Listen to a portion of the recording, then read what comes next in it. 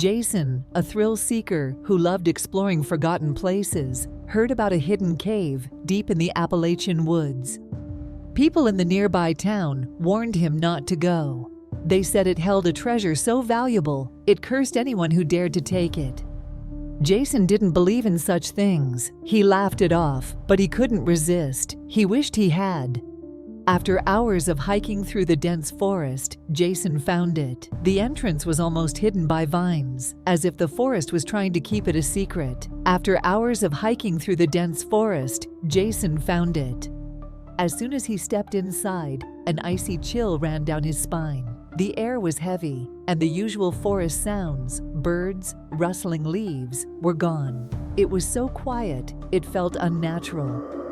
His flashlight flickered as he moved deeper. The cave walls were damp and covered in strange carvings. He saw faces scratched into the stone, faces frozen in what looked like screams. Jason chuckled nervously, telling himself it was just ancient art, but the deeper he went, the more uneasy he felt. Then he saw them, bones, skeletons scattered on the floor, some lying still, others posed as if they were crawling toward the exit. Jason shivered, but forced himself to keep going. Probably just from cave-ins, he muttered to himself. That's when he heard it, the whispers, quiet at first, like wind, but then clearer. He spun around with his flashlight, but no one was there, just shadows that seemed to move whenever he turned away. Jason pressed on, telling himself he was imagining things. Then he entered a larger chamber. In the middle was an old stone altar. Beside it lay a rusty dagger, and above it was a carving of people bowing to a strange figure with hollow, empty eyes. Beneath the carving, an inscription was etched, "The treasure demands a life." Jason's heart raced. This is just legend, right? But the whispers grew louder now, almost mocking him. He wanted to turn back, but something kept pulling him forward. Greed, maybe, or just curiosity. Either way, he kept going. Finally, Jason reached the treasure. It was real, piles of gold coins and sparkling jewels. His eyes widened in disbelief. The treasure demands a life, ultimately trapping him in an inescapable nightmare. This can't be, he muttered, reaching out and grabbing a handful. He stuffed it into his bag, his hands shaking. Then, just as he turned to leave, his flashlight went out. He was plunged into complete darkness. He fumbled with his spare flashlight and clicked it on.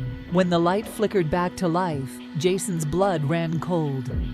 The skeletons, those scattered bones, were now standing.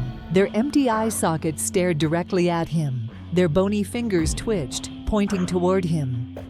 And the whispers, they weren't whispers anymore. They were voices, all calling his name. Jason ran. He ran as fast as he could, but the tunnel felt endless, twisting and turning in ways it hadn't before.